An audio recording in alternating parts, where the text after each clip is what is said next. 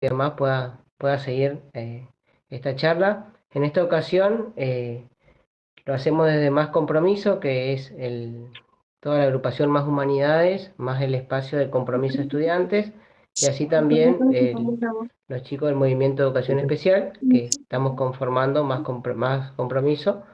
Así que, bueno, en el marco de eso pensamos una serie de actividades para todo, como un calendario hasta que termine el primer cuatrimestre, así que estamos en esa línea, digamos. Y en esta ocasión, en algo muy relacionado a la actualidad, digamos, la virtualidad como nuevo escenario de intervención social, que creo que nos atraviesa a las diferentes carreras de la Facultad de Humanidades. Y en este caso, bueno, agradecerle a nuestras dos ponentes, que son Yaxi Bochman, ¿se pronuncia así, Yaxi? Bastante bien, sí.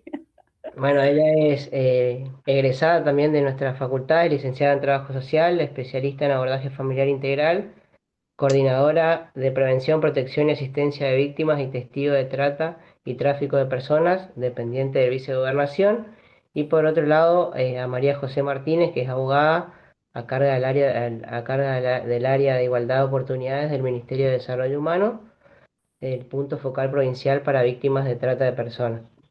Eh, bueno, nosotros estamos muy contentos porque, bueno, nuevamente con Yaxi desde el día uno con la predisposición y al igual que María José que rápidamente nos dio el ok, así que bueno, ahora le damos la palabra a Yaxi para que nos pueda empezar a desmenuzar todo lo que tenga que ver con este nuevo escenario de intervención social. Bueno, muchas gracias, Martín. Muchas gracias a todos los que se conectaron. Bueno, primero, por supuesto, agradecerle a María José que me acompaña. Nosotras trabajamos juntas en lo que respecta al abordaje de la problemática de trata de personas.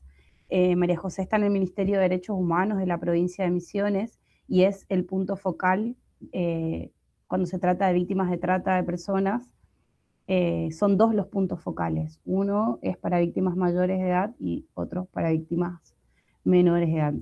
Víctimas mayores trabaja María José desde el Ministerio de Derechos Humanos y cuando son menores es dentro del Ministerio de Desarrollo Social, la Subsecretaría de Niñez. Es decir, hay un caso y los que toman contacto con las personas en el allanamiento, en el traslado, el primer contacto, la primera entrevista, son los puntos focales. Así que el trabajo que hace María José es muy grande, está hace muchos años además, incluso son muchos años más que yo en esto, y bueno, cuando yo entré a trabajar en Vicegobernación, en la coordinación, ella fue la que me puso en órbita también, ella es abogada, a mí me parece muy interesante siempre el abordaje integral. Yo siempre digo, yo siempre veo problemas sociales y los abogados ven delitos, ven vulneraciones de derechos, entonces siempre es rico juntarse, siempre es rico ver con otros profesionales una misma situación. La verdad que el aporte que podemos hacer es realmente enriquecedor y es conjunto. Entonces, gracias María José. Y bueno, yo no sé si se puede compartir pantalla. Yo voy a intentar, eh, no sé, a ver, ventana, acá está, compartir. Ustedes me dirán si se ve. A ver, Sí, sí, se ve, ¿se perfecto. ve? Bien. Voy a, por ahí, en realidad, antes de compartir, se le ve a María José ahí, entonces antes de compartir le dejo que ella también salude y se presente. Sí, María José está de -5, -7, ya está. Re puntual siempre ella. Bueno, Obvio, hay que estar a tiempo, siempre hay que estar a tiempo. Bueno, buenas tardes para todos, mi nombre es María José, todos me dicen Majo. Gracias por la presentación, Jackson. No, creo que no hay mucho más para agregar. Así como decía Janina, el tiempo pasa rápido y hoy nos afecta a todos. Esto de que, bien decía en la presentación Martín, que entre que unos estamos en la cursada, el trabajo, ir, venir, está bueno generar estos espacios y estos momentos que permiten generar conciencia y visibilizar una problemática que atraviesa la provincia, el país y el mundo entero, porque cuando hablamos de trata de personas es un delito que es transnacional, es decir, que a nivel mundial está presente. Comparto el sentimiento con Janina, muchas veces por cuestiones de agenda se complica, pero siempre que hay que trabajar en el abordaje a alguna persona damnificada por el delito de trata, levanto el teléfono, Jaxi está del otro lado, cumpliendo no solo con su rol, sino con esa vocación y esa pasión que tiene por su trabajo y se nota, y por su formación en cuanto a la licenciatura en trabajo social, que así que siempre trabajando en pos de las personas damnificadas por el delito de trata.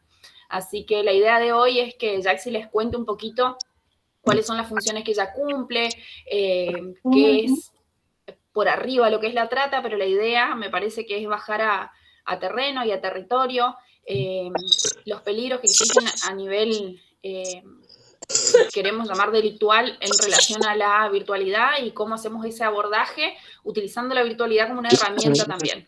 Así que creo que estamos para arrancar, Jaxi, cuando quieras. Dale. A ver, ¿ahí se ve completo o le dejo? No, ahí no se ve. Ahí le voy a compartir. Sí. Bueno, vuelvo a compartir, a ver. Ventana, pantalla. ¿Por qué no me deja? A ver, dice macana. Bueno, a ver. Compartir. Ahí está. Compartir. ¿Ahora sí? Sí, ahí está compartiendo. Bueno. A ver, ahí estamos. ¿Ahí ven bien? Bueno, perfecto. Ya se escucha. Bueno, nosotros trabajamos bajo este lema, ¿no? Que dice Misiones previene, de eso se trata, y bajo ese lema tratamos que sea también constructivo y positivo, ¿no es cierto? Tratamos de sumar todo el trabajo que hacemos. En Vicegobernación, por ahí para explicarles, en lo que es la coordinación, lo que hacemos es, valga la redundancia, coordinar con todos los organismos necesarios, con todos los organismos posibles, para que podamos generar acciones de prevención, acciones de protección, acciones de persecución al delito, de asistencia a las víctimas, todo lo que nosotros vemos que haga falta para que se genere, se crea, se actualice respecto al delito, lo vamos generando y lo vamos proponiendo. Ese es nuestro rol desde Vicegobernación, generar todas las políticas posibles como para que tengamos el mejor escenario para prevenir y para abordar la problemática. Bueno, siempre me gusta arrancar hablando de la contextualización de Misiones. Nosotros somos una provincia muy particular en lo que respecta al tratamiento del delito, a diferencia de todas las otras provincias del país. Nosotros tenemos el 90% de nuestras fronteras internacionales, de los cuales de los 237 pasos habilitados que hay en la provincia, 36 están en Misiones, y eso que somos la segunda provincia más pequeña. La primera es Tucumán, la segunda somos nosotros, y tenemos 36 pasos habilitados de esos 237.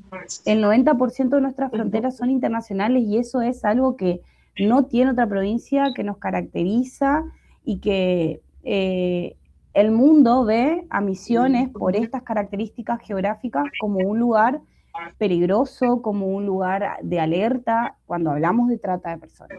Entonces, siempre que piensan en Misiones, ven como una situación vulnerable, ¿sí? Entonces, nosotros muchas veces, con Majo y con todos los que salimos de la provincia a defender nuestra provincia, decimos que sí, está bien, tenemos estas características, pero sin embargo nosotros los misioneros no nos sentimos así en peligro como ellos nos ven desde afuera. Y eso que ellos consideran factores de vulnerabilidad, de decir, bueno, tienen toda una frontera permeable por todos lados, que les rodean los ríos, que en cuestiones de horas se puede trasladar de un país a otro, o puedes hacer los 3 países en una cuestión de menos de 5 horas. Todo esto que ellos consideran como factores vulnerables cuando se habla de trata, nosotros siempre decimos que también para nosotros los misioneros, los que vivimos acá, que no nos sentimos así en peligro, que sentimos que nosotros en nuestra provincia todavía podemos estar seguros, que caminamos tranquilos por las calles, que nuestros hijos juegan todavía en la plaza, que dejamos nuestras puertas sin llave, y un montón de cosas que en otras provincias no se pueden hacer. Y sí es cierto, digamos, que es una frontera que puede ser vulnerable, pero sin embargo para nosotros es un factor protector porque nosotros somos familia, digamos, con Paraguay, con Brasil, tenemos nuestra gente, nos vamos siempre a estos países y cuando vamos allá no nos sentimos así como con miedo y en peligro. Sin embargo, por ejemplo, te vas a las ciudades como Buenos Aires o como Rosario y por ahí sí sentís ese peligro. Ahora, no es lo mismo el resto de la provincia con la triple frontera, que el Iguazú sí tiene otro flujo, tiene otro tránsito, tanto vecinal, comercial, turístico. Cuando uno se va a Ciudad del Este, uno realmente ve lo que es, ¿no es cierto?, el peligro en el tránsito, en la gente, en la vía pública. Y bueno, en ese sentido sí aceptamos que por ahí el norte de nuestra provincia tiene otra característica. Pero bueno, de este 90% de frontera, la mitad es con Brasil, la otra mitad con Paraguay. Yo siempre digo, Misiones es un brazo argentino ahí, en el medio de dos países. En un lado tenemos Brasil, que hoy es una de las potencias mundiales económicas, donde está en pleno desarrollo en todas sus actividades forestales, construcción productiva, están exportando, están a full, entonces mucha de nuestra gente se va a trabajar allá. Del otro lado tenemos Paraguay, que tenemos la cuna del capitalismo, tenemos mucho mercado ahí, mercados internacionales, tenemos árabes, tenemos turcos, tenemos chinos, tenemos, bueno, de todo, ¿no es cierto?, en lo que tiene que ver con el mercado, y bueno, y esto hace que haya como una característica regional particular que otras provincias no tienen. Entonces, de estos 36 pasos habilitados, 29 son fluviales, es decir, puertos frente al río, 7 son terrestres, es decir, pasos secos, ¿no es cierto?, y 2 aeropuertos, uno en Iguazú, uno en Posadas. De estos 36 pasos, 20 son con Paraguay y 16 son con Brasil. En estos pasos habilitados tenemos siempre presencia de las fuerzas federales, ya sea prefectura cuando es fluvial, gendarmería cuando es terrestre, también tenemos presencia de la Policía Federal en lo que respecta a la triple frontera, y en los aeropuertos tenemos la Policía Aeroportuaria, todas fuerzas federales.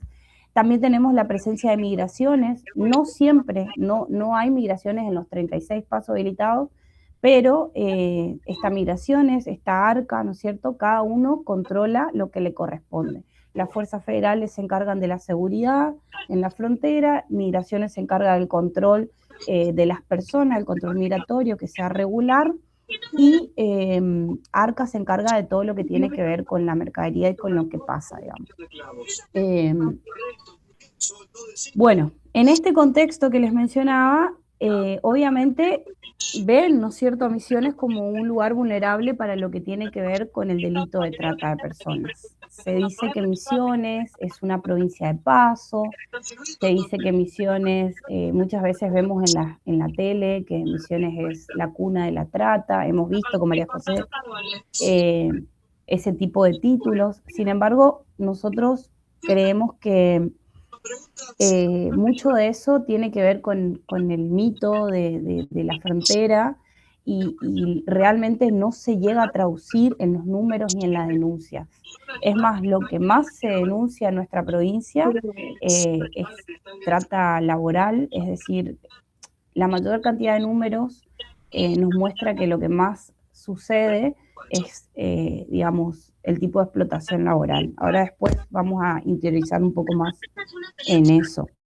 Pero bueno, para entender más o menos de qué hablamos cuando hablamos de trata, nosotros vemos que, a mí me gusta siempre decir que es un camino que lleva a una persona vulnerable a una situación de explotación.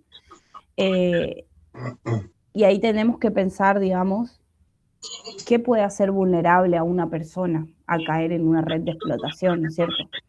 Pero bueno, básicamente la ley, nuestra legislación dice eso, digamos, un camino, y en ese camino menciona estas acciones: captar, ofrecer, trasladar, acoger, y hasta que la persona llega a la situación de explotación. En este camino, digamos, nosotros vemos que la persona generalmente va engañada, y que esa es la principal arma que tienen estos delincuentes, que es, digamos, que la persona no sabe precisamente a dónde está yendo, ¿no es cierto? Entonces, la ley menciona como tipos de explotación: explotación laboral, explotación sexual, matrimonio arreglado, mendicidad infantil, venta de órganos, y también menciona como otras formas de explotación, entre comillas o paréntesis, y menos mal que lo hace, porque en la actualidad nosotros vemos muchas formas de explotación asociadas a la virtualidad. En este camino, ¿no es cierto? Como les decía, nosotros tenemos que entender que cuando hablamos del delito de trata de personas, lo que se compra, lo que se vende, lo que se comercializa, lo que se traslada, lo que es sometido a una condición de objeto, son las personas. Y básicamente, para mí es simple, es una persona vulnerable sometida a una situación de explotación, donde hay un cliente al que casi siempre se nos olvida de pensar y de entender la importancia que tiene en este delito, y están las redes delictivas. Entonces está la víctima, el cliente y las redes delictivas. María José, vos si querés ir agregando algo, metele, vamos juntas.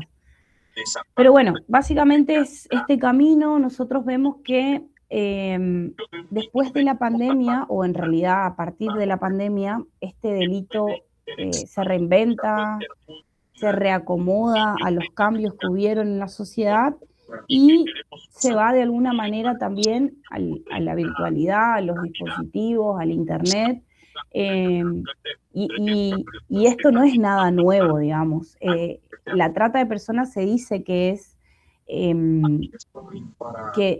la nueva, o las nuevas formas de esclavitud, y es eso, digamos. No es más que la esclavitud que viene de esa época, transformándose, reinventándose y adecuándose para seguir explotando personas, para seguir sacando provechos y para seguir también esquivando, ¿no es cierto?, a la ley o a los marcos legales o la protección de los derechos.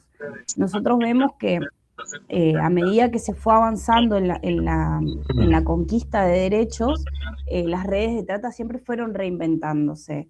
Cuando se legislan los derechos laborales, ellos buscan la forma de adecuarse. Cuando se legislan derechos de protección a los niños, que antes trabajaban, que antes eran explotados, ellos se reinventan y se van. Entonces, siempre vienen, ¿no es cierto?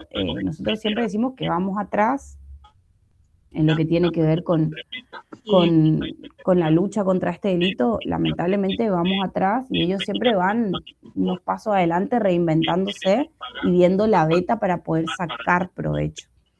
Sí. A mí me gustaría...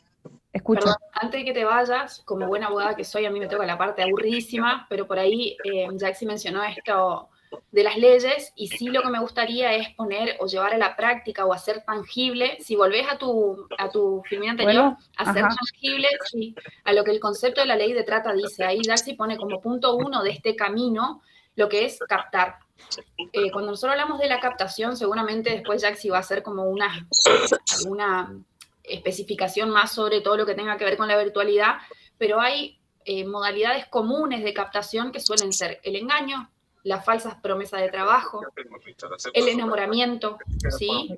Son las formas de captación más comunes que encontramos. Uno cuando dice captar, ¿cómo captás a una persona? ¿Ves? Como bien decía Janina, su vulnerabilidad, de repente no sé, por redes sociales, manifiesto que estoy sola, estoy triste, deprimida, quiero un novio, cuestiones que pasan y aparece la persona idealizada, que esa persona lo que está buscando es mi perfil de vulnerabilidad, mostrando y buscando, porque uno sin querer queriendo hace público su día a día, su necesidad de empleo, su necesidad de decir, no sé, tengo 14, 15 años, me quiero ir de mi casa porque mi familia es un desastre, porque empiezo a dar un montón de información y estas redes delictivas de las que hablaba Jaxi lo que hacen es estar alertas a buscar esa posible víctima. Un supuesto novio empieza un enamoramiento mediante cualquiera de estas redes y lo que hace justamente es captar a la víctima. ¿Por qué doy este ejemplo? Porque quien capta generalmente puede o no que no sea la misma persona que ofrece, que traslada, que acoge o que explota, ¿sí? Son varios los integrantes de esta red. Entonces, en este proceso de captación, yo me ocupo de hacer de que la víctima se enamore de mí. Bárbaro, ¿qué hago? Tengo esta posibilidad, la ofrecemos. ¿A dónde? A, no sé, un prostíbulo, por hablar de explotación sexual, en el sur de la Argentina, ¿bien? Entonces, ¿qué pasa? Ese ofrecimiento de esta red delictiva que está buscando a las víctimas, la coloca dentro de un prostíbulo, perdón la expresión, pero se reducen a objetos, ¿no? Y dice, bueno, listo, tengo esto para ofrecerte. El traslado generalmente lo hace 1, 2 y hasta 3 personas. Llega hasta un lugar, de ese lugar lo recibe otra persona, la mayoría no utilizan nombres reales, sino seudónimos. En la investigación judicial es muy importante todos estos detalles, porque generalmente las bandas operan bajo seudónimos, entonces, como decía esto, el traslado puede estar a cargo en una primera parte, puede ser de manera terrestre, puede ser vía aérea, vía marítima, se puede dar de distintas maneras, puede ser en un camión, en un colectivo y de manera voluntaria de la víctima, porque en definitiva quizás está enamorada de una persona que vive en Córdoba, casos reales que nosotros tenemos, se sube a un colectivo porque su novio o pareja le dice te espero acá y cuando llega allá lo recibe otra persona que dice ser la cuñada porque no pudo venir. Y resulta que no hay ni la cuñada, ni, ¿sí? Entonces ese traslado se puede dar también a cargo de otras personas. Ese acogimiento, que es esa recepción, siempre digo que en la faz más dura del delito y sobre todo en la explotación sexual, ahí se da esto de la famosa, el periodo de ablande. El término ya nos dice de qué se trata, pero en la jerga de los explotadores es muy común, en donde se somete a la persona a distintas violaciones en serie, en donde ocurren un montón de prácticas que reducen a la persona a una cosa. Y en la explotación laboral ocurre lo mismo y finalmente se da la explotación en sí, es decir, está en un prostíbulo, privada de su libertad, sin acceso a comunicación con su familia, sin acceso a sus documentos personales y está siendo explotada y todo digamos, esa ganancia económica pasa a ser de las bandas o de los explotadores que están en ese momento, ¿bien? Todo esto que nosotros dijimos, en cualquier momento, ¿sí? Si la cadena se rompe, una de las diferencias que marca la ley, la modificación de la ley, es que la tentativa ya configura el delito de trata. Es decir, a mí me captaron, yo me di cuenta, hice la denuncia, no me llegaron a trasladar, lo mismo la persona que me captó va a estar siendo sometida a la justicia federal, es decir, que no es un delito provincial, sino que es de toda la Argentina, ¿sí? Va a estar siendo sometida a esas leyes, ¿bien? Ese era mi aporte como para darle un cierre al caminito que hiciste, Jaxi. Sí, bien, perfecto. Bueno, eso sobre todo. Nosotros vemos que en la pandemia, digamos, esta modalidad, este modus operandi que tuvo por mucho tiempo, que era muy presencial también, porque incluso la ley es muy presencial y no contemplaba mucho estas situaciones que se daban a través de la virtualidad, bueno, a medida que fue avanzando las situaciones y los casos que fueron saliendo, tuvimos que ir poniendo el ojo en la virtualidad, viendo, digamos, cómo estaba operando toda la red a través de la virtualidad.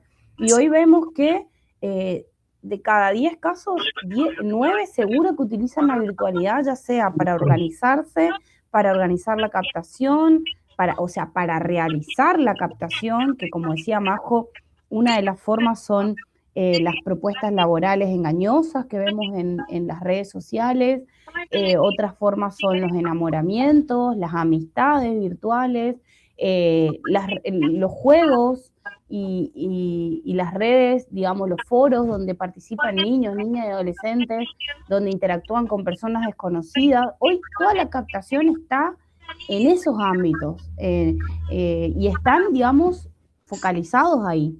Hoy no vienen quizás a captar a alguien físicamente como venían antes para llevar a una persona a trabajar de empleada doméstica, de niñera, para trabajar en un campo, en una chacra, en Buenos Aires, en el sur, en el norte.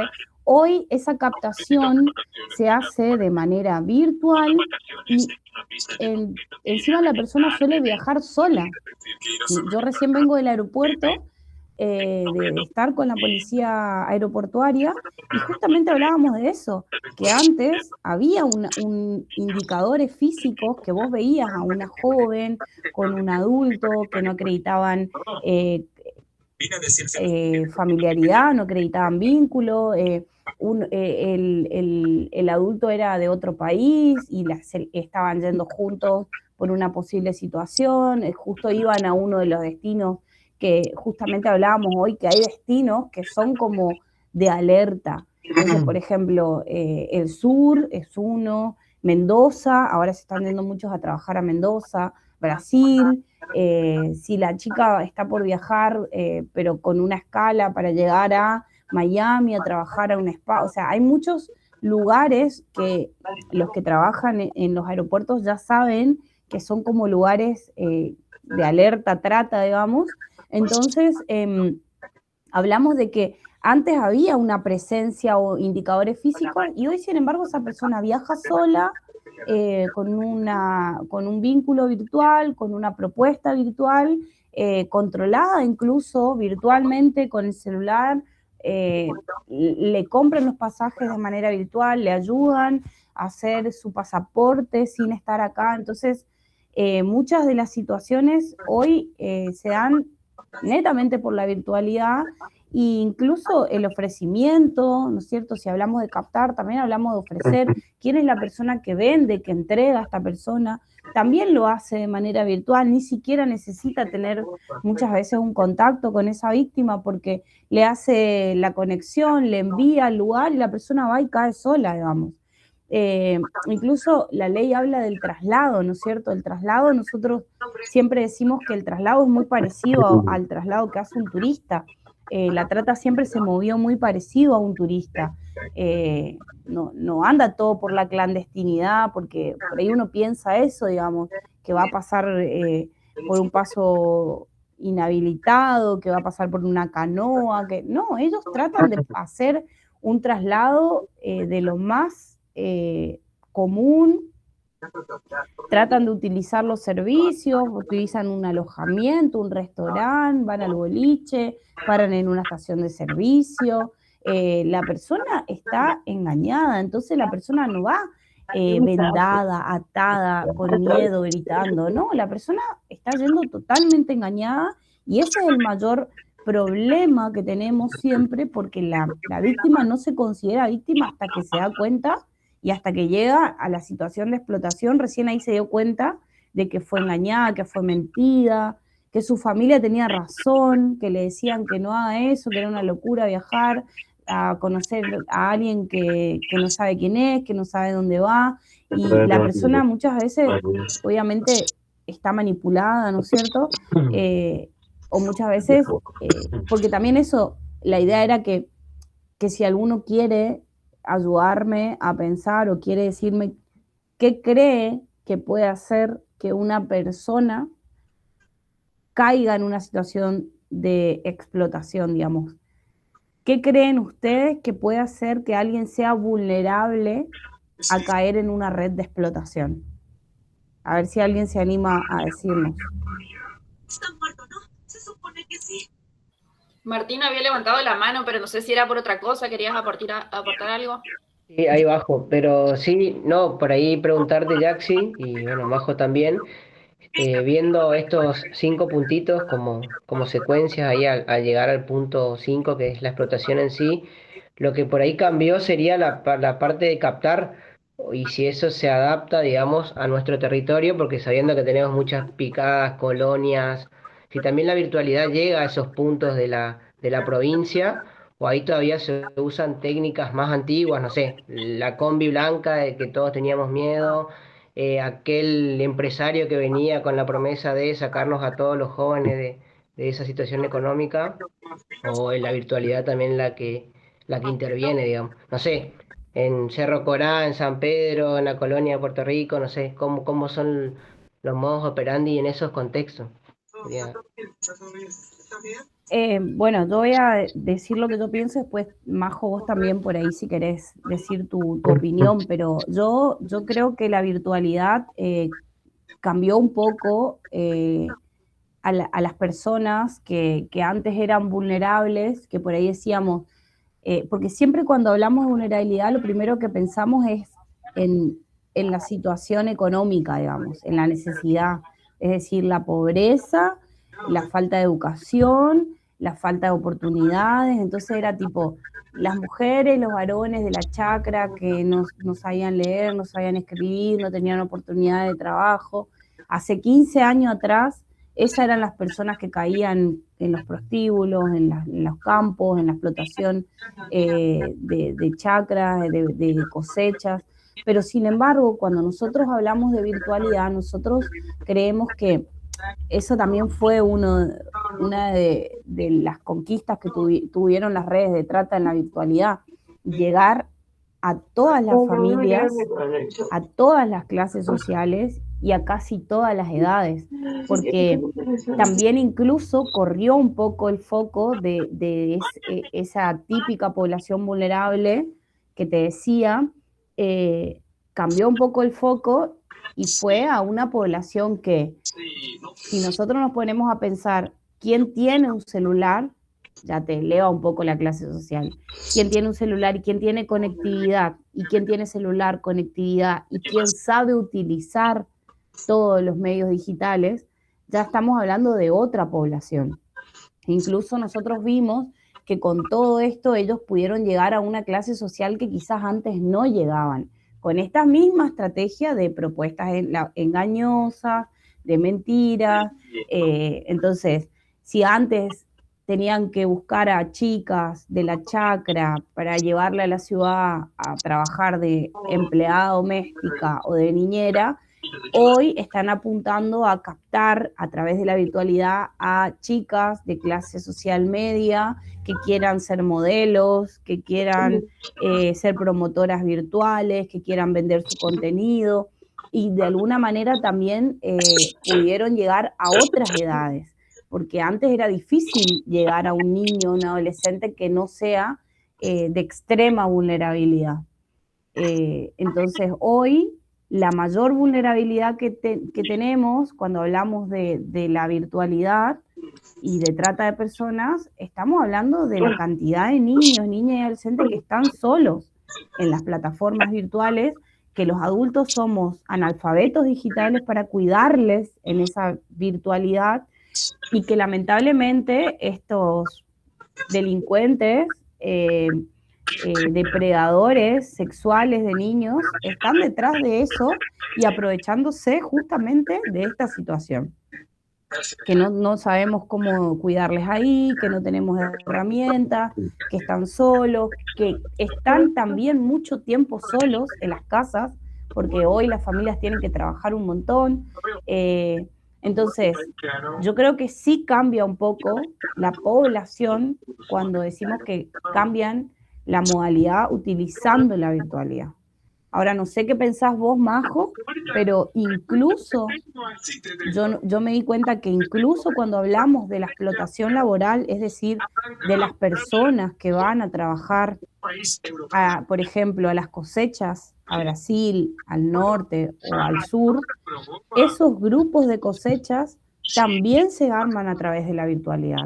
También se hace la captación a través de redes sociales, se usa el WhatsApp, se usa el Facebook, y también se arma por la virtualidad. Incluso cuando hablamos de poblaciones más humildes o vulnerables. Justamente eso es por ahí el aporte, como aclarando lo que preguntaba recién.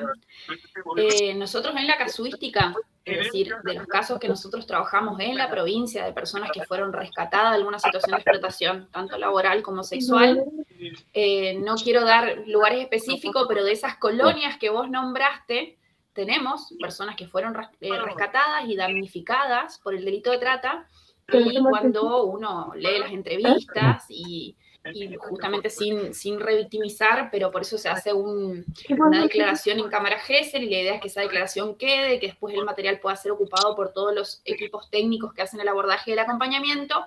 De ahí surge, como decía Jaxi, que la mayoría son captados mediante grupos de trabajo por WhatsApp. Entonces, contestando a tu pregunta, quizás en el medio de una colonia, en una chacra, no exista por ahí tanta conectividad en relación a algunas plataformas virtuales o de juegos o de que sean por ahí un poco más, que tengan que ver con la urbe o con la urbanización, pero sí, el WhatsApp está presente en todos los teléfonos hoy.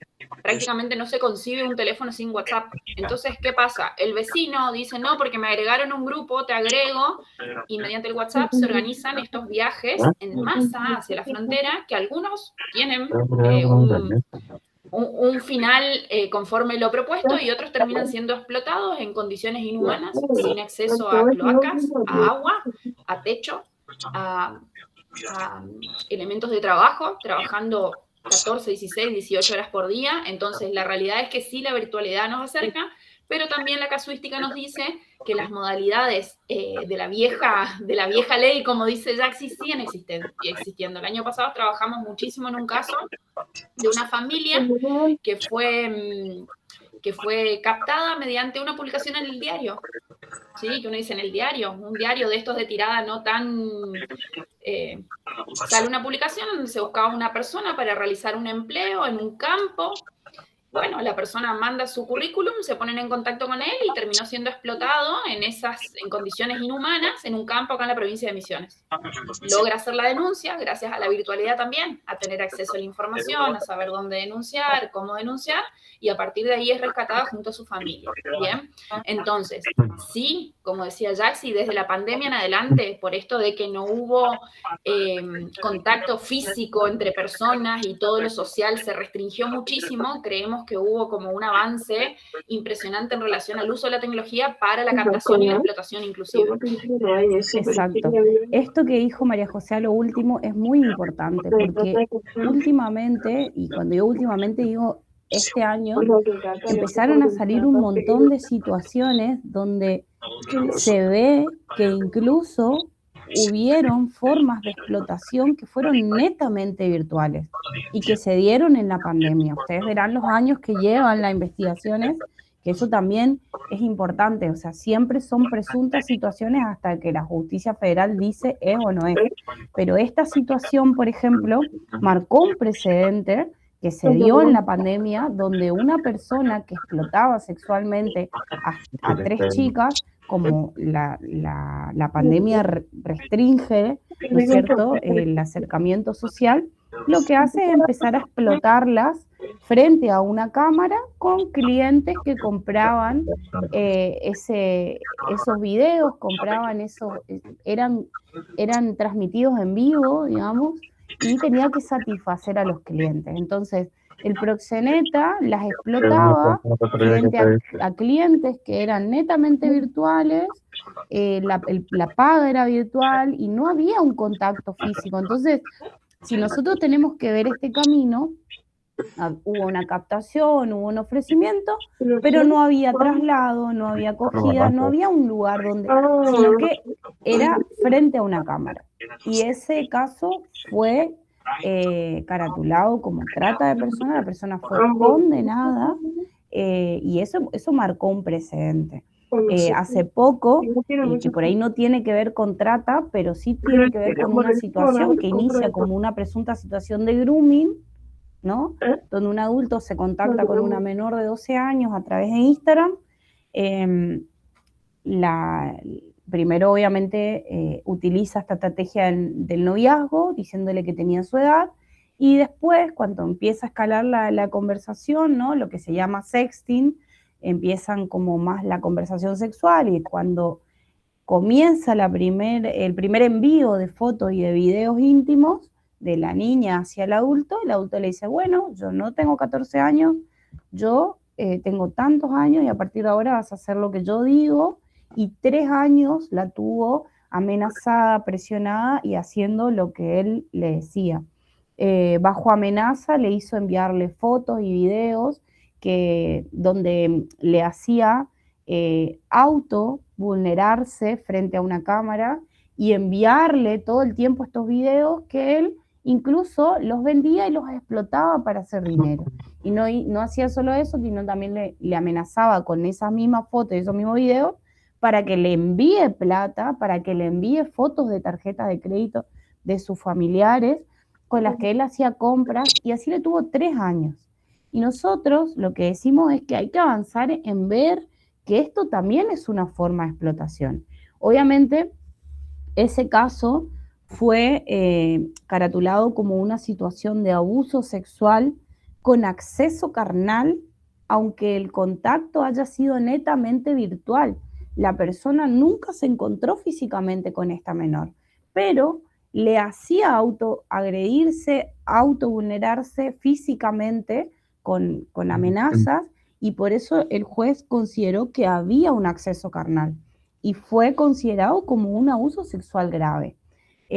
Nosotras creemos, y siempre decimos con María José, hay que dar un pasito más, porque si esa persona se comprueba que esas fotos, esos videos, él las vendía, las explotaba, nosotros creemos que hay una situación de trata de personas, porque utilizaba a esa persona, utilizaba su cuerpo, vulneraba sus derechos para sacar un provecho.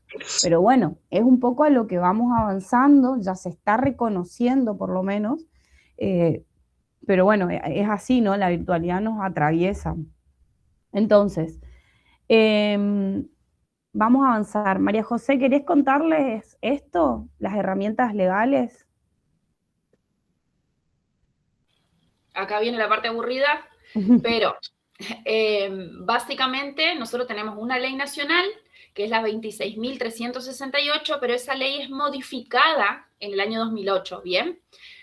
¿Cuáles son las modificaciones que introduce la ley? Vamos a dar 2 o 3 que son las más importantes y relevantes en cuanto a lo que tienen que ver con el consentimiento de la víctima, porque la ley anterior decía que si la víctima daba su consentimiento, no era trata de personas. Justamente lo que hace la modificación es eliminar el consentimiento y dice que en cualquier caso y en cualquier instancia, por más de que exista consentimiento, en realidad siempre va a haber un engaño, entonces va a ser penado como trata de personas. Otra de las modificaciones que introduce es la declaración de la víctima en cámara Gesell. Esto es importantísimo, nosotros lo trabajamos muchísimo, tanto Janina del área que tiene como la subsecretaría donde estoy yo a cargo, porque tiene que ver con la declaración en cámara Gesell. ¿Para qué? Para preservar la identidad de las víctimas y evitar la revictimización. ¿Bien? Porque esto es como cuando se cometen delitos contra la integridad sexual de menores, la idea no es estar todo el tiempo exponiendo a esa persona a revivir los momentos por los que tuvo que pasar, sino que declare una sola vez en cámara Gesell y que ese material sea suficiente y contenido que se pueda reproducir tantas veces sea necesaria en etapa de juicio para evitar que la víctima vuelva a pasar por todo ese trauma que ya vivió. ¿Bien? Otra de las cuestiones que introduce la modificación a la ley es el grado de tentativa, que es lo que explicaba al principio. Antes, sí o sí, se tenía que dar la explotación para que sean penados por la ley nacional de trata de personas.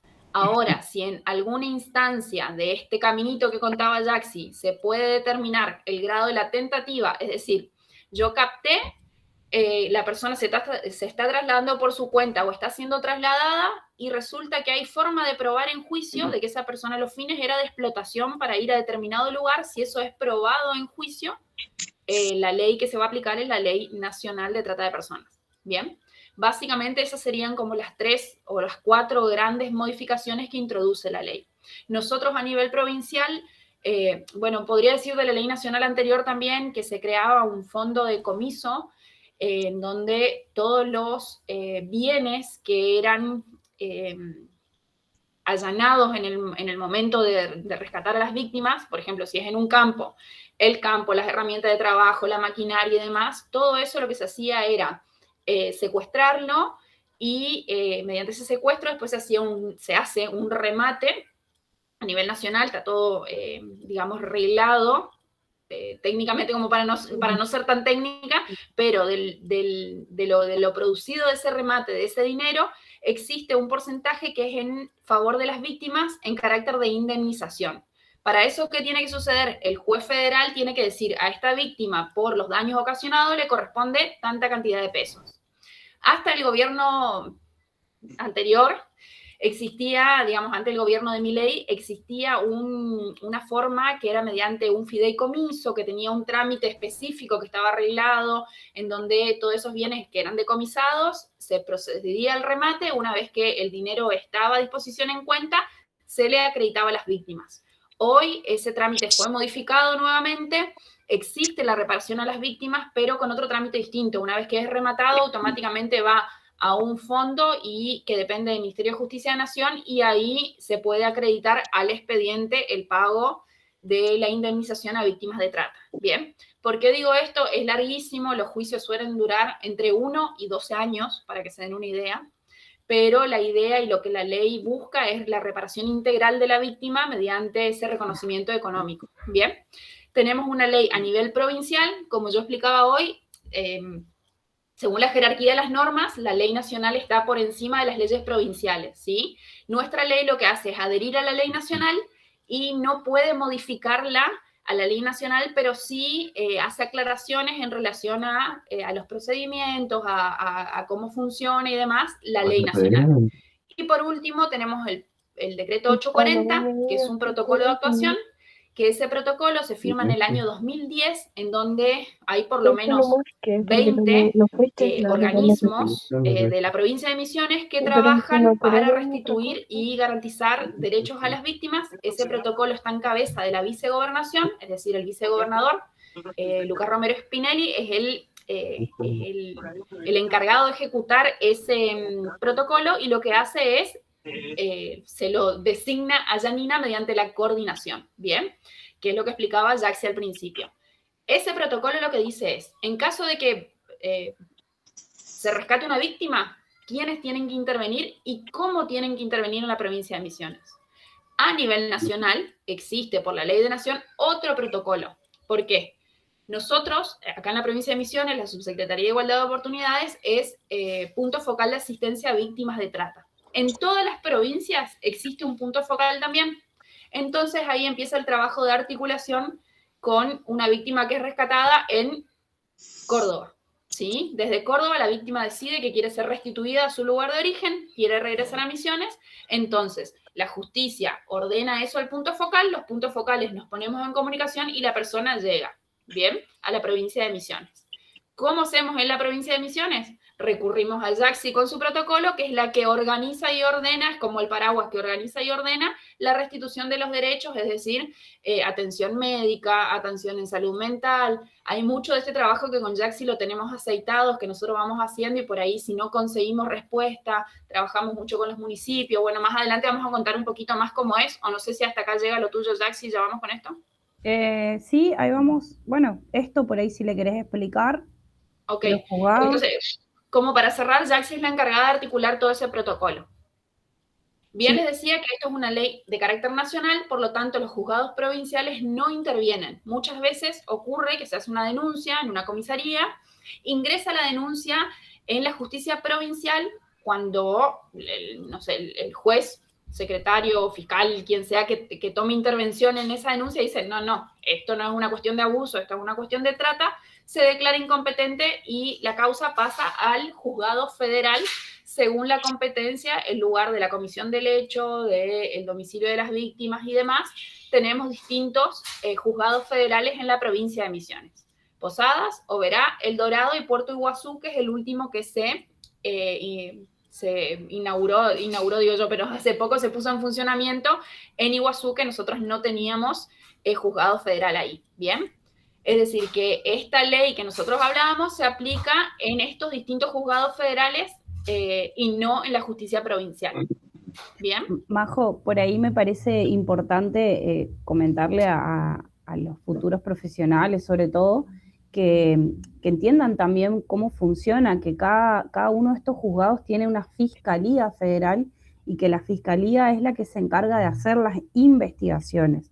Y sobre todo ahora que a partir de agosto o para fines de año, digamos, se va a implementar el nuevo sistema acusatorio y prácticamente todo el proceso de investigación va a correr por cuenta de la fiscalía y las decisiones van a tomar ellos. Entonces, cuando hay una presunta situación, inmediatamente hay que comunicarse con las fiscalías, que son los que nos ordenan a nosotros qué hacer, porque esto es importante también entender.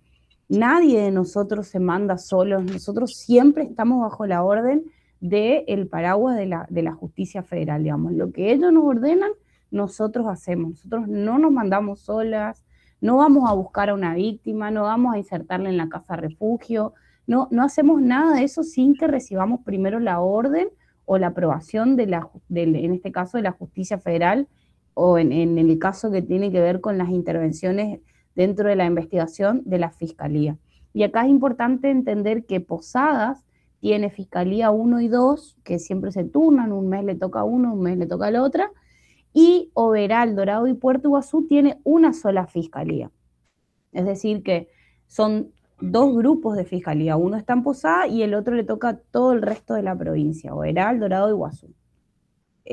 Bueno, no sé si querés agregar algo ahí, Majo, respecto a eso. No. No, está bien en relación a lo que dice Jackson. Nosotros estamos justo ahora transitando un cambio de sistema, digamos, y justamente el impulso tiene que ver con que esté en cabeza de las fiscalías, lo que hace que sea el trámite mucho más ágil y que tenga mayor celeridad. Y como bien decía Jackson, nosotros no hacemos nada sin tener la orden mediante oficio de la fiscal que intervenga o del juez en su caso, ¿sí? A nosotros nos han llegado en posible situación de trata, investigación preliminar, oficiado desde la Fiscalía de la ciudad de Posadas, en donde nosotros tomamos intervención. ¿Qué puede ocurrir? Que dentro de la investigación que lleva adelante esa fiscalía resulte ser una cuestión que no sea de trata, sino otro delito. Entonces, como explicaba hoy, que se eleva la causa federal, ese juzgado o esa fiscal determinan la incompetencia y se deriva la causa a la justicia provincial e intervienen otros organismos. Bien, acá un poco para que entiendan, a mí siempre me gusta hacer práctica y tratar de bajar, ¿no es cierto?, el nivel a que cualquiera pueda entender, porque es bastante complejo, por eso es un delito complejo, pero básicamente cuando hay una situación, siempre es una presunta situación. O sea, nosotros nunca podemos decir si hay o no hay trata, no somos nosotros los que podemos determinar eso, solo podemos decir que hay una presunta situación que tiene indicadores y que los únicos que pueden determinar eso es la justicia federal.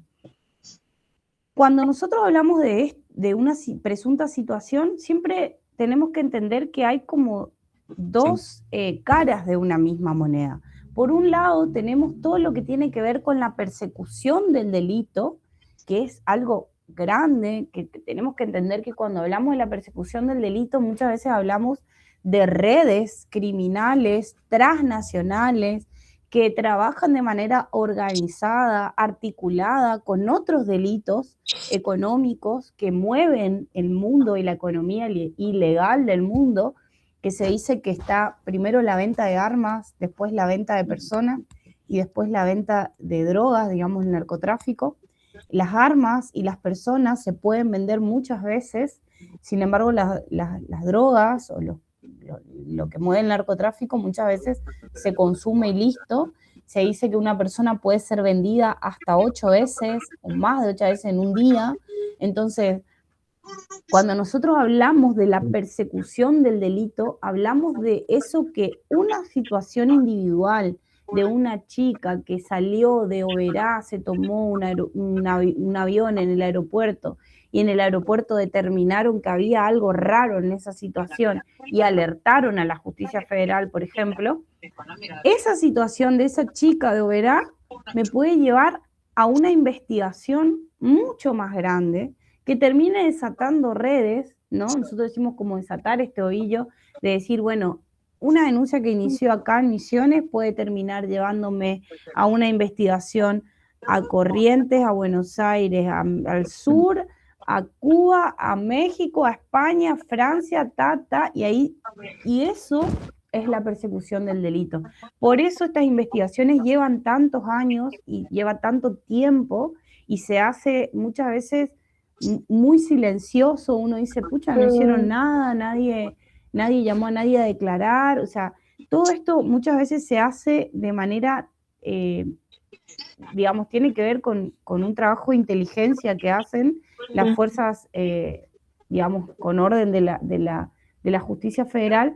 Pero eso es lo que nosotros tenemos que entender, que por un lado está la persecución del delito, esto que es mucho más grande que la situación individual de la víctima. Entonces, en lo que tiene que ver con la persecución del delito, interviene la justicia federal, como dijimos, y las fuerzas de seguridad. En principio intervienen las fuerzas de seguridad federal, Gendarmería, Prefectura, Policía Federal, Policía Aeroportuaria, pero también intervienen y colaboran las fuerzas provinciales. En nuestro caso, nosotros en la Policía de Misiones tenemos una dirección de trata de personas que está también desde el 2008, desde que se creó la ley, y viene trabajando en colaboración con la justicia federal hace mucho tiempo. Colaboran en el allanamiento, colaboran en el traslado de la víctima, colaboran en la seguridad de la casa refugio, colaboran en la investigación que se hace muchas veces de inteligencia. Pero eso tiene que ver con la persecución del delito. Incluso es como que nosotras que intervenimos en la otra parte, en la parte que tiene que ver con las víctimas, las presuntas víctimas, y la asistencia y la restitución de derechos, sentimos muchas veces que la justicia federal dice, bueno, tomen, acá está la víctima, fíjense cómo le restituyen los derechos, y nosotros seguimos con la persecución del delito. O sea, la justicia federal trata de llegar a concretar la cámara Gesell porque es sumamente importante para ellos ese dato, pero ahí recién inicia una investigación que muchas veces no tiene fin. Y sin embargo nosotros que trabajamos con la víctima tenemos que ver la situación de vulnerabilidad, por qué cayó en eso, cómo es su condición de vida, cuál es su entorno, cómo es su situación familiar, qué otras situaciones hay, por ejemplo, que le hicieron vulnerable, alguna discapacidad, un consumo problemático, una adicción, algún problema familiar, algún antecedente de abuso, la falta de escolaridad. O sea, nosotros vemos todo eso y lo trabajamos con los organismos del Ejecutivo ya, digamos, tanto nosotras con María José, el Ministerio de Desarrollo Social, el de Salud, ¿verdad? Y los municipios, porque siempre trabajamos en articulación con los municipios, porque siempre estas personas tienen que volver a su casa. Y muchas veces nos pasa que la víctima, dentro de 15 días o 20, se le llama por alguna situación y ya no está más otra vez. O sea, se volvió a ir. Por ejemplo, las víctimas de explotación laboral, se las rescata, se las traslada, se restituye a su casa, y en 15 días le llamamos y ya no están más. Se volvieron a ir a trabajar otra vez y bueno, entonces esa situación individual de la víctima, incluso cuando la víctima no se considera víctima, no quiere denunciar a su explotador o a su tratante, se niega a declarar, muchas veces defienden, por ejemplo, pasa en los campos que a veces cuando caen las inspecciones, las propias víctimas de explotación le sacan a los piedrazos porque defienden a su patrón. En los prostíbulos pasaba lo mismo, las mujeres defendían a los proxenetas o a los tratantes. Entonces, por un lado está esa situación de la víctima, incluso nosotros vemos que en los pueblos chicos, en las ciudades chicas de nuestra provincia, muchas veces se minimiza la situación de explotación porque todos conocen a esa víctima, porque se prejuzga, digamos, decir, si todos le conocemos, sabemos cómo es, sabemos cómo vive, sabemos lo que le gusta hacer, como que se minimiza la situación de explotación o el delito en sí, porque la persona es de cierta manera o porque en el pueblo generaron cierto prejuicio hacia esa persona. Entonces, nosotros siempre vemos que una cosa no tiene que ver con la otra y que incluso aunque la víctima defienda a su tratante, aunque la víctima no se considere o no quiera denunciarlo, para nosotros es importante que se investigue ese delito, se investigue esa red, porque muchas veces puede ser rescatada otras personas en otras partes del mundo incluso a raíz de esa situación. Así que bueno, Majo, no sé si querés agregar algo acá. No sé si está. No, me parece que estamos ya, sí. No ¿Sí? sé qué sigue. Sí. Bueno, simplemente pasar un poco a la virtualidad, que la idea era hablar un poco más desde el trabajo social.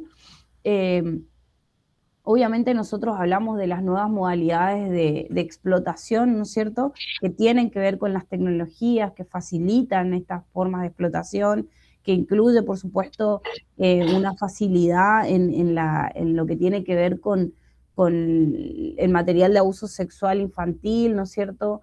Mencionamos la sextorsión, el chantaje que puede haber, sin saber quién está del otro lado. De la virtualidad muchas veces genera esto, ¿no? De sentir que no hay justicia, que qué voy a hacer si no sé quién es, no, ¿para qué voy a denunciar si ya está, ya me estafaron, ya está, le bloqueé, le eliminé, le prohibí a mi hijo que siga usando el celular? Es como que la virtualidad todavía nos genera esto de sentir que no hay derechos ahí, que no hay justicias. Y sin embargo, nosotros por ahí, hablamos de estas nuevas modalidades que bueno, quizás todavía no hay precedentes que marquen que son formas de explotación, pero que nosotros vemos que están pasando, como por ejemplo esto, ¿no? Por ejemplo, los grupos coercitivos, que hoy se pone también el foco en las sextas.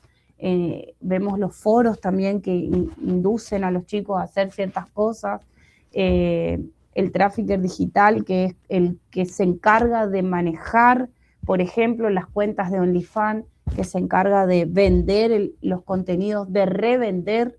Hay muchas chicas que denunciaron que hay personas que le compran su contenido sexual y lo revenden y lo revenden en un montón de plataformas. También vemos, por ejemplo, que esto está muy asociado, obviamente, con el grooming, con el MASI. El grooming hoy es una de las formas de captación que nosotros vemos también, que puede ser una forma de captación, que el grooming es una forma de traficar el material de abuso sexual infantil. Y como decíamos hoy, si nosotros vemos que ese adulto que se contacta con el menor por un medio digital para violar su integridad sexual, para obtener el material de abuso sexual infantil, y si se comprueba que ese material es para vender, para explotar, para hacer dinero, nosotros consideramos que hay que empezar a rever la situación como una situación de trata, de explotación. Pero bueno, el grooming y el MASI es un delito provincial y la trata de personas es un delito federal, ahí habría que ver, pero sí entendemos que están asociados. Los embarazos subrogados también, que vemos muchos casos donde hay una red que organiza eso, hay alguien que hace también una captación, hay alguien que hace un ofrecimiento, hay alguien que se encarga de organizar todo, y en eso hay una red que trabaja. Entonces, si bien no es considerado trata, nosotros creemos que hay muchos casos que hay que rever y ver realmente si no hay una situación de aprovechamiento de la vulnerabilidad de las personas. Bueno, otro delito asociado es la sextorsión.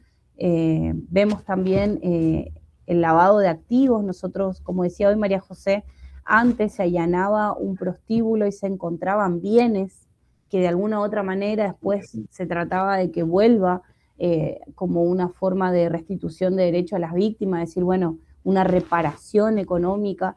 Eso hoy, en todas estas formas de explotación sexual, no se encuentra, o sea, no hay un allanamiento. ¿Dónde vas a hacer un allanamiento? Y si haces un allanamiento encontrás activos, encontrás Bitcoin, no sé, un montón de dinero virtual irregular que no sabes ni cómo hacer para allanar eso, para restituir después a la víctima. Entonces, vemos también que en todo esto, digamos, se asocia, digamos, los delitos o las formas ilegales de sacar provecho, ¿no es cierto?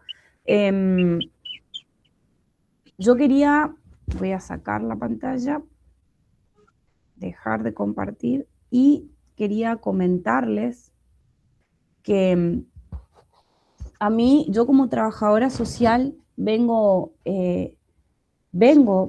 reflexionando mucho acerca de la virtualidad como nuevo escenario como escenario social, porque mucho tiempo dividían como lo virtual, la vida real y la vida virtual. Y sin embargo, vemos que la virtualidad es tan real como la presencialidad. Entonces, en esta reflexión yo vengo viendo que cada vez la virtualidad es más real y que nosotros también tenemos que empezar a ver como profesionales de lo social, como profesionales, como disciplina, ¿no? El trabajo social, empezar a entender este escenario como lo hacemos en la presencialidad, como podemos ver una comunidad, como podemos ver un barrio, como podemos hacer una observación en algún espacio presencial, empezar a ver a la virtualidad como tal, como un escenario social donde las personas son, donde las personas pertenecen, donde suceden cosas, donde hay una lucha de poder, donde hay un espacio que ocupar, donde hay vulneraciones de derechos, donde hay que construir también un trabajo social como profesión. Y yo veo que la virtualidad nos atraviesa como profesionales mucho más de lo que nosotros podemos ser conscientes. Yo creo que hay como dos patas muy importantes para reflexionar. Y una es, por un lado, cuánto nos sirve hoy la virtualidad en la gestión, en el día a día, en la gestión de todo lo que tiene que ver con datos, con carga de datos, con turnos, con acceso al contacto con las personas, digamos, que cada uno pueda reflexionar en la gestión, cuánto ocupamos la virtualidad, y por otro lado, empezar a pensar en la intervención social a través de la virtualidad, porque ahí es donde está el desafío para mí. Yo creo que nosotros tenemos que ocupar un lugar más protagonista en la construcción social que está sucediendo en la virtualidad y que está faltando, ¿no es cierto? Por ejemplo, cuando hablaba con los abogados que están en la Fiscalía de Ciberdelitos, ellos me decían, está bien, en la virtualidad, por ejemplo, no hay fronteras, porque siempre decimos, en la virtualidad no hay fronteras. Bueno, no hay fronteras, pero hay fronteras legales, me decía. Porque, por ejemplo, nosotros en Misiones tenemos una legislación acerca de los ciberdelitos. Pero, por ejemplo, salta un reporte de grooming en Misiones, y ese reporte de grooming nos lleva a un adulto que estaba agrediendo sexualmente a este niño, pero que está en un país donde no existe legislación sobre estos delitos. Y entonces me decía, ahí tenemos una frontera legal, porque yo no puedo lograr que a esa persona tenga que cumplir una pena, que tenga que ir preso por lo que está haciendo, porque en ese país, por ejemplo, no se legisló, no se considera un delito y hay un bache legal ahí. Entonces, vemos que sí hay fronteras, sí hay legalidad, y que sí tenemos que pensar nosotros, por ejemplo, en esto que te decía de los derechos humanos. Nosotros hablamos mucho de la ciudadanía digital y de cómo construimos derechos y obligaciones en la virtualidad, porque también yo creo que se está hablando mucho de los peligros en la virtualidad, de que los chicos tomen conciencia y no sean víctimas, por ejemplo, de vulneraciones de derechos, de delitos que pueden haber en la virtualidad, pero tampoco estamos educando para las obligaciones, porque cada derecho tiene una obligación, entonces también hay que educar para que los chicos entiendan las consecuencias que tienen los actos en la virtualidad y bueno, a mí me generan muchas preguntas, o sea, yo creo que hoy habitar la virtualidad es tan social como la presencialidad. Y yo no sé, yo acá quiero abrir el debate para que ustedes me digan qué piensan. Yo tengo un posicionamiento, estoy estudiando al respecto, pero estoy otra vez llegando tarde porque como trabajadora social, que empecé a indagar los peligros en la virtualidad, que empecé a ver todas las vulneraciones y que hoy veo a los adolescentes perteneciendo, creciendo en la virtualidad, digo, no, o sea, están solos, no hay adultos, no hay organismos, no hay legislación. En un momento apuntamos todos a los niños, niñas y adolescentes a generar sensibilización, conciencia. Después cambiamos el foco, fuimos a los adultos, a los docentes. Ahora recién estamos pensando en legislar para las plataformas, para las aplicaciones, para cuidar desde ese lado, regular eso, pero estamos como todo desorganizado y yo creo que el trabajo social tiene que tener un lugar ahí. No sé qué opinan ustedes. María José también puede hablar como abogada, digamos. A mí por ahí me gustaría compartir es solamente una filmina más, que por ahí lo que hice hoy es volcar esto de la virtualidad como una herramienta en el día a día, en el trabajo que nosotros hacemos, en el equipo interdisciplinario que nosotros tenemos. Somos 3 abogadas, 2 licenciadas en trabajo social, una psicóloga y una técnica en administración que colabora en el área.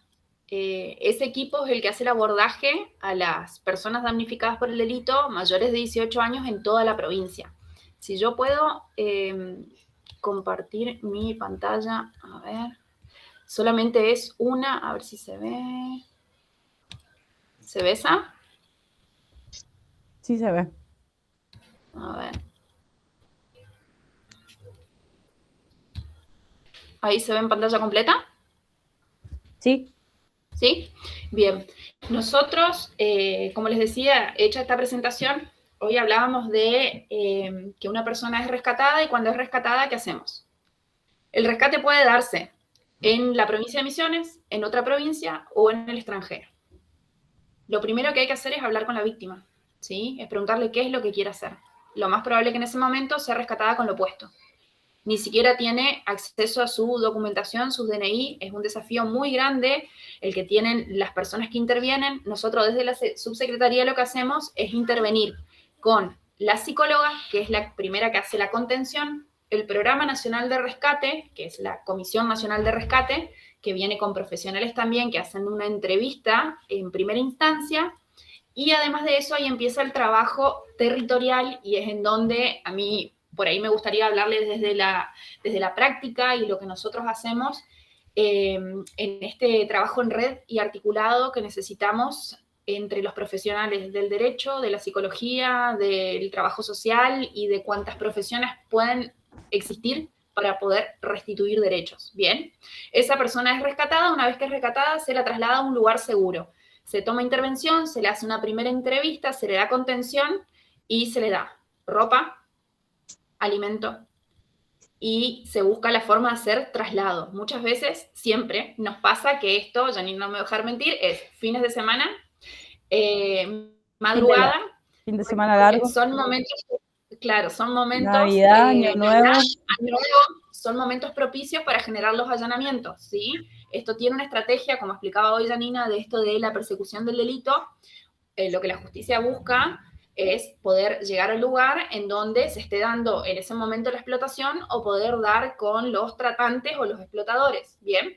Entonces, generalmente nos avisan 2, 3 horas antes del allanamiento y nosotros no sabemos ni dónde ni cuándo, pero una vez que nos dicen, se busca el punto de encuentro, se llega al allanamiento. A partir de ahí se empieza a trabajar con esa persona, la investigación sigue su caminito por acá y nosotros nos quedamos con esta persona viendo a ver cómo hacemos en 3 instancias para restituir derechos. Es fundamental el trabajo que hacen las licenciadas en trabajo social en territorio con las víctimas, ¿sí? Voy a hablar de un caso que estuve trabajando esta mañana. Esta persona fue rescatada en marzo de este año. Es un hombre que fue víctima de explotación en un campo en la provincia de Buenos Aires, ¿sí? Es de un municipio chiquitito del interior de la provincia. Esa persona es rescatada. Una vez que es rescatada tiene una discapacidad y lógicamente está vulnerable, no solo económicamente, sino viene de vulneraciones incluso de su contexto familiar en cuanto a todo lo que se pueden imaginar que puede suceder. Es un chico que tiene 24 años y estaba siendo explotada en ese campo. Bien, una persona X logra hacer una denuncia a la línea 145, lo rescatan, se ponen en contacto con nosotros, esta persona es trasladada. ¿Qué es lo primero que hacemos nosotros? Como es el interior de la provincia, esta persona pasaba por la terminal de colectivos de Posadas, entonces el equipo se hizo presente. Hizo un primer contacto, fue la licenciada en trabajo social, la psicóloga, se le llevó una primer contención y a partir de ahí se hizo un acercamiento, se tuvo una entrevista y demás, y lo que hicimos es una derivación al municipio con el equipo, que en este caso tenemos la suerte de que hay un equipo muy bien constituido. Entonces los profesionales del equipo de ese municipio hicieron la recepción cuando él llegó ahí. Resulta que cuando él llega a ese lugar, no era de ese lugar, sino de un municipio cercano. Entonces, ¿por qué digo esto? Porque para que ustedes vean cómo se trabaja en red. Eran las 5:30 de la tarde, el equipo municipal estaba esperando porque hubo una demora inclusive en el colectivo. Entonces, lo que deciden desde la municipalidad es hacer el traslado hasta el municipio vecino. Ese municipio empieza a trabajar con esta persona, lo conocían, entonces se empieza a hacer el acompañamiento para tramitarle un CUT, para llevarlo a un hospital porque venía con muchas lesiones a nivel físico, además de la discapacidad que él tenía un ojo muy traumatizado, es decir, tenía un golpe en el ojo, o sea, el estado, la verdad, de la persona no es lo que uno se imagina cuando dice, bueno, hicimos el traslado de una persona. Vienen en condiciones, muchas veces, de extrema vulnerabilidad. Entonces, ¿qué es lo que ocurre? Hoy se ponen en contacto desde la Comisión Nacional de Rescate, ¿por qué? Porque hay que tomarle cámara Gesell a esta persona. Ustedes imagínense que si la persona fue rescatada en marzo y la tenían ahora esperando los tiempos de la justicia para poder tomar cámara Gesell, estamos hablando de que estaría 3 meses viviendo en Buenos Aires. ¿Qué se decidió? Que él vuelva a su lugar de origen. ¿Cuál es la importancia del punto focal y del trabajo que se hace? Tener contacto con esta persona, así podemos lograr que se le sea tomada la cámara Gesell. Bien, dato de color. La cámara Gesell va a ser de manera virtual. Pero ¿cuál es el problema? Esta persona tiene identidad protegida, lo que significa que él no puede ver a nadie ni nadie puede verlo a él. ¿Qué resolvimos con el Juzgado Federal, con la Comisión Nacional de Rescate, con la licenciada en Trabajo Social, que es directora a cargo del área de este municipio? Que esta persona va a ser buscada desde su domicilio, llevada a una oficina de la municipalidad y con un dispositivo se va a hacer el acceso a la grabación y la cámara Gesell, que la van a tomar los profesionales que están en la Fiscalía de, bueno, no recuerdo qué lugar de la provincia de Buenos Aires. Y a su vez necesitamos otro dispositivo que nos permita la intervención de la psicóloga de la Comisión Nacional de Rescate, que por ley tiene que estar acompañando, pero él no puede ver a esa persona. Bien, para que se entienda la complejidad y cómo nosotros trabajamos desde la virtualidad para que se pueda prestar una declaración. Bien, entonces, ¿qué es lo que nosotros decimos? Y siempre en el equipo lo tenemos como en claro, que el acompañamiento, contención y el acceso a los derechos se da mediante la virtualidad, ¿sí? Ustedes no saben cuántas veces una videollamada haciendo una contención psicológica. Nosotros en la provincia de Misiones tenemos un sistema de salud mental que funciona mediante la virtualidad, ¿sí? Ustedes no saben cuántas veces el acceso a una llamada, a un mensaje mediante la virtualidad nos permite a nosotros sostener a esa persona. sostener, explicar y acompañar, que muchas veces es solamente eso, ¿bien? Es por eso que tenemos que tener en cuenta y saber, tener bien en claro cuáles son esos objetivos concretos que tenemos que tener en la virtualidad como herramienta, ¿sí? Mantener el contacto permanente con las víctimas, ¿sí? Con la persona asistida. ¿Por qué? Porque si a nosotros nos pasa, están en una picada, como bien decía Martín hoy, a 320 kilómetros, quizás si nosotros programamos un llamado, un mensaje de texto, esa persona camina 1 kilómetro, llega a tener señal, que es ahí como fue captada, pero esa comunicación con nosotros, ¿bien? Entonces podemos mantener ese contacto. Favorecemos a la contención emocional y social, como les decía, les estaba diciendo recién, y se puede facilitar el acceso a programas que hoy son pocos. La realidad es que este gobierno nacional no nos está ayudando, pero sí estamos en vías de implementar un programa que establece una reparación, no una reparación, sino una ayuda económica a las víctimas que son rescatadas. Entonces, la única forma que nosotros tenemos de poder cumplimentar con lo que ese programa nos pide es tener acceso a informes sociales o socioambientales, que digo, esto es súper relevante. Hoy a nosotros la justicia nos permite acceder a programas no con informes socioambientales, sino con informes sociales realizados por videollamada, ¿sí? Nuestra licenciada en trabajo social se sienta con el teléfono y la computadora con su modelo de informe social. Entonces, ¿qué es lo que ocurre? Dice, bueno, ¿ustedes tienen acceso a agua corriente? Sí, tenemos acceso. A mostrar, la persona con el teléfono muestra.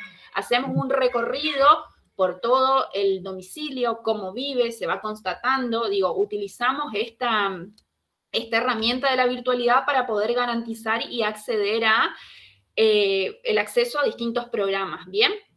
Por otro lado, nosotros tenemos lo que llamamos estrategias de intervención, ¿sí?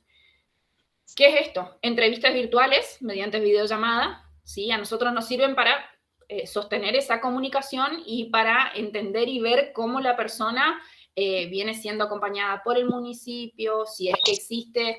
Muchas veces nos pasa que nos ponemos en contacto y dice, conseguí trabajo, estoy trabajando en tal lugar, quedamos como referentes en donde lo primero que hace es preguntarnos, me están ofreciendo tal empleo, ¿ustedes creen que tal cosa? Tengo ganas de irme a trabajar, nos pasa mucho esto, de irme a trabajar a X lugar para probar tal situación, ¿cómo puedo hacer para averiguar si está bien o no está bien?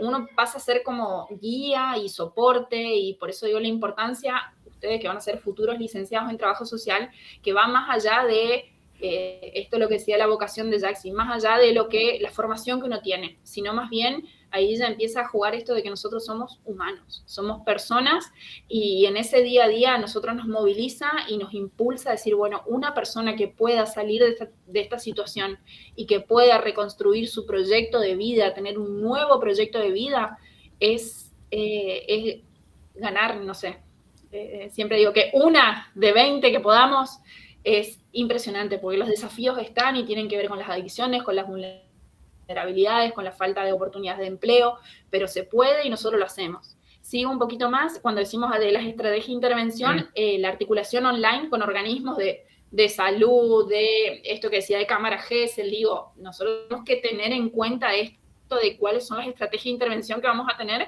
con la virtualidad, ¿sí?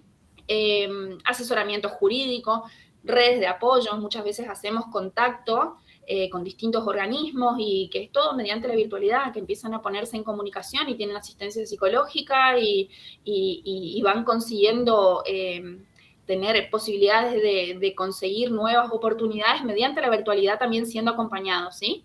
Importantísimo, el trabajo interdisciplinario, que es lo que desde el principio lo vengo diciendo.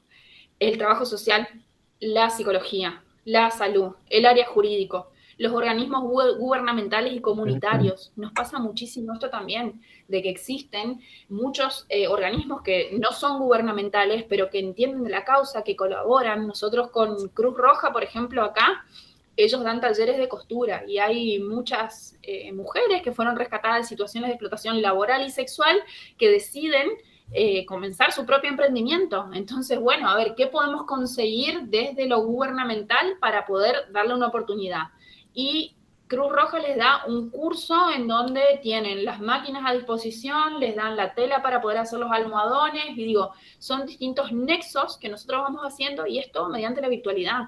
¿sí? Yo no tengo que reunirme con el referente de Cruz Roja y con la víctima y la víctima no tiene que entrar diciendo yo soy víctima. No, es una persona más que va mediante el nexo que se realiza desde la subsecretaría, ¿bien?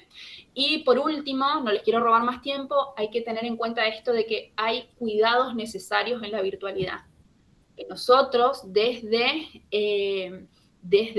nuestros roles tenemos que tener en cuenta esto, de garantizar la privacidad y la confidencialidad. Muchas veces cuando hablamos con Jaxi, que hablamos por WhatsApp casi todo el día, ponemos iniciales de víctimas, ¿sí? Por una cuestión podemos hacer una referencia y ponemos iniciales, no damos nombre, no damos apellidos. Es más, en todas las derivaciones que se hacen a los municipios, generalmente se ponen las iniciales de la persona y se busca la forma de que el domicilio no quede expuesto, por ejemplo. No porque seamos buenos, porque la ley así lo prescribe. Nosotros tenemos que preservar la identidad de estas personas que fueron rescatadas. ¿Para qué? Para evitar la vulneración de más derechos y la revictimización. ¿Bien? Tenemos que verificar que la persona esté en un entorno seguro.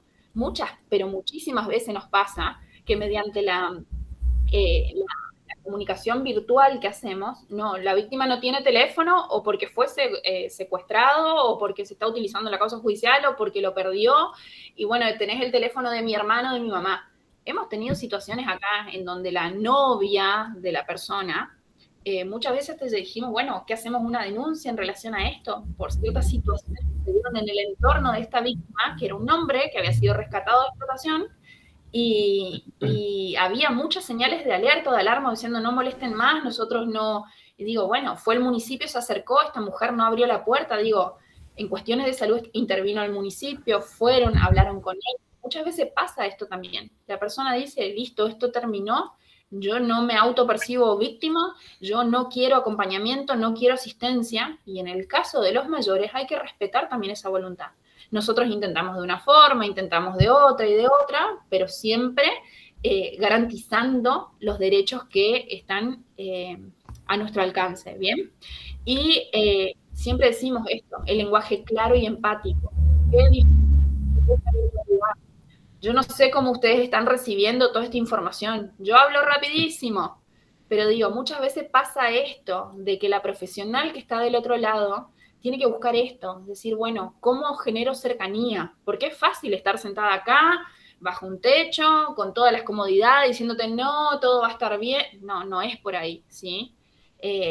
No hay que romantizar situaciones, hay que ser empático, hay que buscar la cercanía, hay que ser realistas, y es por eso que en la formación que tiene cada uno, yo como abogada puedo ser muy clara en un montón de cosas, pero quizás como psicóloga claramente no soy la mejor. Y ahí está, vuelvo a esto del equipo interdisciplinario. Cada uno tiene un rol dentro de esta estructura que es necesario que se cumplan. Nosotros tenemos 3 licenciadas en trabajo social, una que trabaja para todo el ministerio y otras 2 que están afectadas directamente a la subsecretaría. Cada una tiene un perfil distinto. Cada una de ellas, si bien los informes son los mismos, pero tiene una forma diferente. Y nosotros, desde el rol que tenemos de coordinar estas acciones y demás, viendo los perfiles y conociendo, decimos, bueno, para este caso tiene que intervenir tal profesional. Para este caso que intervenga tal. En este caso somos todas mujeres, ¿sí?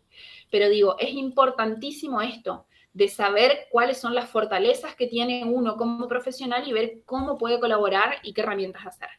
Y por último, respetar tiempos y decisiones de las personas. Un montón de veces nos pasa que mandamos mensajes, podemos hacerte una videollamada, ahora no porque está mi familia, ahora no porque no quiero que nadie se entere, mañana a tal hora, me tengo que ir a tal lugar. Entonces esto de escuchar a la persona, respetar y esperar los tiempos. Básicamente por ahí quería compartirles eso que hace a la práctica de lo que nosotros todos los días venimos llevando adelante y que creemos que es una fortaleza en cuanto a la virtualidad, porque ya hablamos de todos los peligros, las consecuencias, los delitos y de todo lo malo que ocurre, pero sí entendemos que hoy la virtualidad es una herramienta que a nosotros nos ayuda a construir desde lo profesional y desde lo social. Bien, buenísimo, Majo, es verdad. Bueno, ahí preguntan en el chat, ¿no? ¿Qué herramientas y estrategias pueden orientarnos al momento de realizar una intervención en la virtualidad? Considerando que muchas veces la formación de trabajo social se centra principalmente en la intervención en territorio. Primero, entender que el territorio virtual existe, que también es un territorio, y que también es parte del territorio. Que como les decía hoy, mucho tiempo se pensó que eran como dos escenarios separados y hoy nos damos cuenta que cada vez más es como parte de una misma realidad. Lo que sí cambia, que para mí son como dos escenarios que van prácticamente en paralelo, solo que la presencialidad no tiene mucho margen de escapatoria de lo que está pasando, sin embargo en la virtualidad hay como una posibilidad de dibujarla un poco más.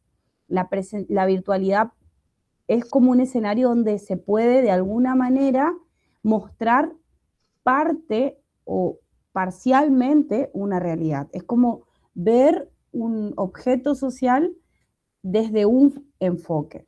Y también entender que todo lo que sucede en la virtualidad de alguna manera está pensado para que sea visto de esa manera. Eso es un poco lo que cambia. Entonces, por ejemplo, este encuentro, si hubiese sido presencial, igual lo íbamos a llevar a la virtualidad, íbamos a hacer una foto, íbamos a hacer un video, íbamos a hacer un reel, igual iba a transcurrir en la virtualidad, solo que en la virtualidad lo íbamos a dibujar un poco y lo íbamos a subir lo que nosotros queríamos. Ahora, entender eso, a la virtualidad como un escenario, ¿sí? Entender a la virtualidad también, por un lado, como explicó recién María José, como una herramienta, que era lo que les dije hoy, como dos patas, ¿sí? Uno, herramienta de gestión y otro es como forma de intervención social. Cuando hablamos de herramienta, hablamos de esto que decía María José, ¿cómo me sirve la virtualidad para hacer una entrevista, para hacer una videollamada, para hacer una observación incluso con la cámara, para poder registrar, para poder hacer una observación en campo? O sea, ¿cómo utilizo la virtualidad como herramienta? En eso de utilizar la virtualidad como herramienta también nos sirve como herramienta de vínculo, de contacto con el sujeto con el que nosotros estamos interviniendo. Lo que genera de alguna manera ese contacto inmediato, que por ahí nosotros tenemos una estancia presencial de hacer una visita, de hacer una entrevista presencial, pero después el vínculo continúa en la virtualidad y se reafirma. ¿Por qué? Porque estás presente de inmediato, digamos, independientemente de las distancias. Entonces, en eso refuerza el vínculo presencial.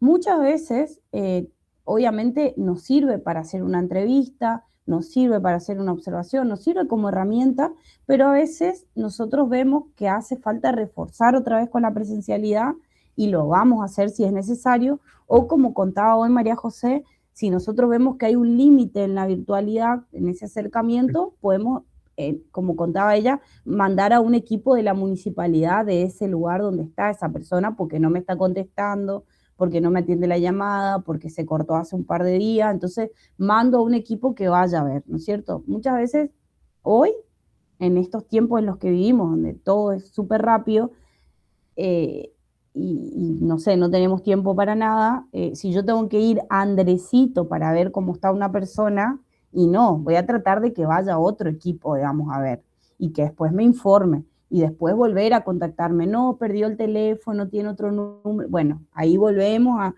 pero es una herramienta, eso por un lado, ¿cómo me sirve para la gestión? Pero después yo quiero pensar en la intervención, y acá les quiero dejar porque yo no tengo la verdad absoluta. Y lo que le estoy diciendo realmente es de la neta experiencia, digamos, lo que me está pasando. Así que quiero hablar de la intervención social en la virtualidad. Entonces, cuando nosotros hablamos de intervención social, hablamos de acciones, muchas veces de asistencia, acciones de prevención, acciones de promoción de derechos, acciones de prevención de problemáticas. Bueno, ¿cómo podemos construir estas cosas en la virtualidad, teniendo en cuenta que hoy muchas veces llegamos más a través de la virtualidad que de la presencialidad? Muchas veces está sucediendo que vos con un reel generás más llegada a una población, por ejemplo, joven, con un TikTok, que haciendo una charla en la escuela. Entonces, pensar a la virtualidad como un escenario de construcción social donde nosotros así como todas estas redes delictivas pueden organizarse, pensar y diagramar qué van a hacer, porque nada es inocente. Por ejemplo, estos desafíos de entrar con armas a la escuela, bla, bla, bla, no es algo aislado, es algo pensado, direccionado y focalizado a una población con un objetivo, o sea, así como las redes delictivas o la gente mala piensa cómo operar en la virtualidad, nosotros, como interventores de lo social, como promotores de derechos, como promotores de prevención, pensemos cómo vamos a utilizar el escenario virtual para generar esto.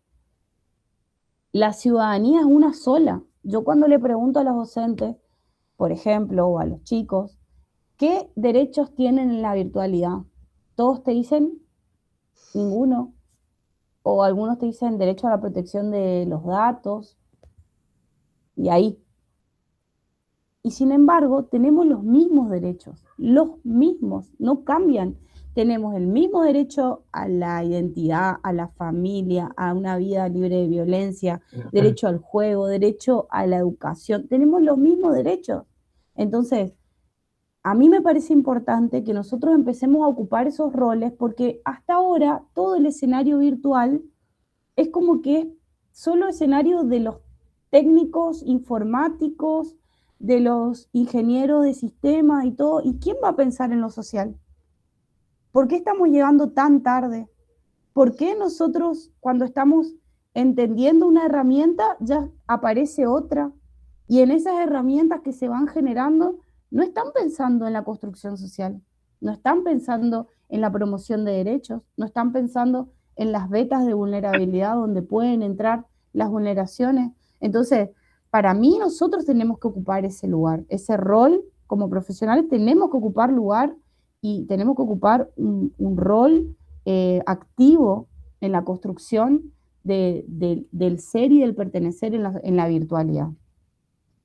No sé si quedó claro, pero creo que sí o sí nosotros tenemos que conocer por lo menos las herramientas que tenemos de acceso a la justicia cuando hay vulneración de derechos en la virtualidad. Nosotros, por lo menos los que están en esta charla hoy, estas 10, 15 personas, no pueden nunca pensar que en la virtualidad no tenemos derechos. No pueden nunca pensar que una situación que incomoda o que vulnera un derecho en la virtualidad no puede ser denunciada o que no hay organismo de justicia o que no hay, digamos, bueno, ¿y qué voy a hacer? Ay, bloquear, eliminar. No, nosotros por lo menos los que estamos en esta charla tenemos que conocer cómo se hace una denuncia por un ciberdelito, dónde puedo hacer esa denuncia, qué organismo va a intervenir si hay una denuncia por ciberdelito, quién puede denunciar, si un menor puede pedir ayuda, cómo puede pedir ayuda. O sea, nosotros tenemos que saber eso, como trabajadores sociales o como profesionales. Bueno, no sé si hay alguna pregunta. Sí, Jaxi, por ahí, que es un gran planteo, digamos, el que haces, que también habría que hacerlo hacia adentro de la academia también, porque más allá de este tipo de charlas, yo creo que también tiene que ser desde la raíz, digamos, desde los colegios profesionales, de las universidades, de que formen también profesionales integrales adaptados a los tiempos que corren, digamos. Tenemos que salir con las herramientas, obviamente que nunca vamos a salir con todo un abanico actualizado, pero mínimamente esto que decía, cómo denunciar, cuál es el primer llamado que tengo que hacer. Creo que, bueno, nos pasa en la academia que por eso también recurrimos mucho a profesionales que estén en la práctica el día a día para que nos cuenten su experiencia verdaderamente del territorio, porque en la academia siguen todavía reproduciendo ciertas prácticas a partir de autores por ahí bastante antiguos o otros modos de intervención social, que por eso también recurrimos a este tipo de charlas que nos hacen ver la realidad verdadera, digamos, de la profesión en el actuar con otros profesionales.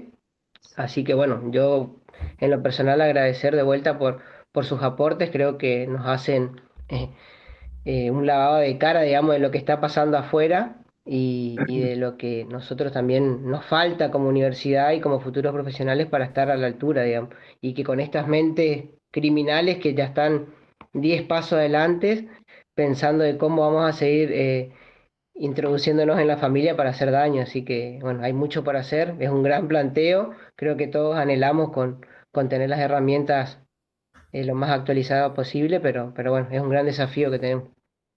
Sí, bueno, eso, excelente, porque también de lo que no se habla, no se ve, y de lo que no se ve, no se habla, no se atiende. Entonces, de eso se aprovechan estas redes delictivas, de que no estamos ni siquiera poniendo el foco en todos los delitos y las vulneraciones de derechos que hay en la virtualidad. Así que bueno, muchas gracias, gracias a todos los que están presentes y a María José, mi par de siempre, y cuando quieran, estamos a disposición. Dale, gracias a ustedes. No sé si hay alguna pregunta más antes de cerrar, pero bueno, muy agradecido por sus aportes. Y bueno, para la próxima instancia vamos a ver si podemos hacerlo híbrido. Pero bueno, en esta cuestión se complicó porque hay que pedir con un tiempo de anticipación, así que bueno, de todas maneras igual salió. Así que bueno, saludos a todos los que están conectados, que se pudieron quedar estas casi 2 horas. Así que hasta la próxima. Gracias, chao. Gracias, chao.